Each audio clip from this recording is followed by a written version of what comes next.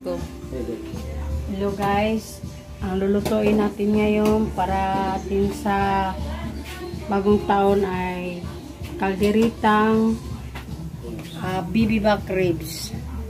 Ito ang bibimbap ribs natin. Ang kanyang mga ingredients ay tomato paste, red pepper, sibuyas at saka siling tari. May siling tari tayo. Laso na. Ahos. Bawang. Mayroon, ang ano kasi nito niya ay masarap dahil maanghang-anghang dahil mayroon tayong siling tari. Ang kalderita. Kina. Sibuyas.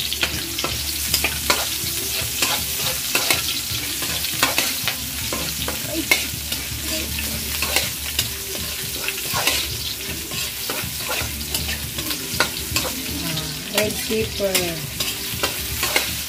Napido.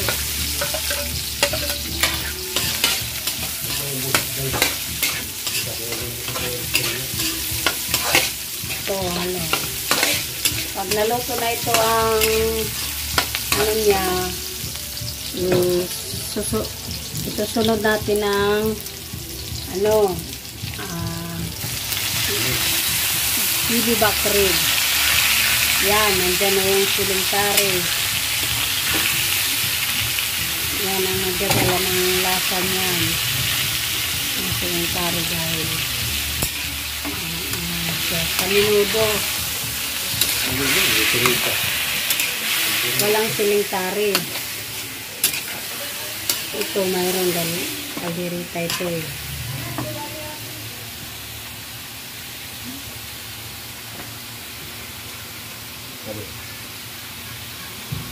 So, lalagay natin ito.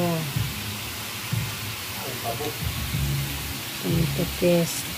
Lagay natin agad para ma-absorb siya dun sa laman niya sa loob. Kunting tuyo. Saka kunting tuyo.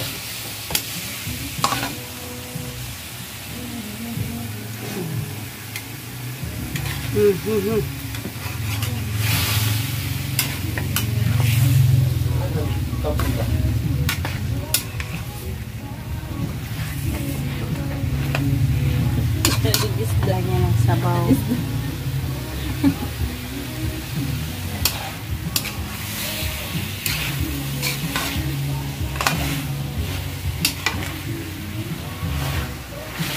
Lagyan sabaw.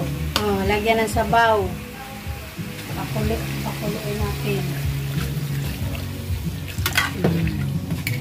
Sige guys, balikan na lang natin mamaya pag naluto na. Guys, haluin na ulit natin. Tingnan natin kung malambot na ang ating kalderita. Ano tayo ng tinidor. Tingnan natin. Kasi bata pa naman itong bibimbap ribs. Ay, kulang pa guys. Balikan na lang natin. Kulang pa. Hello guys. Tingnan kung laga na. Papa! Papa! Pa! Magkitang kita! Kulinan pa kung gusto yan na! Pulis na.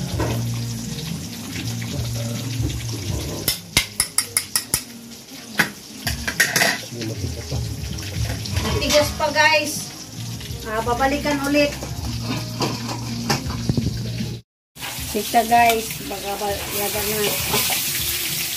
Wala na sa bawsin. Ilag ka. Padakuan mo kalayo. Uray, uy! Sisikod ko na. Wala na, tubod. Napagod na. Pati din patulog. Di ba? Tuwa mo ko.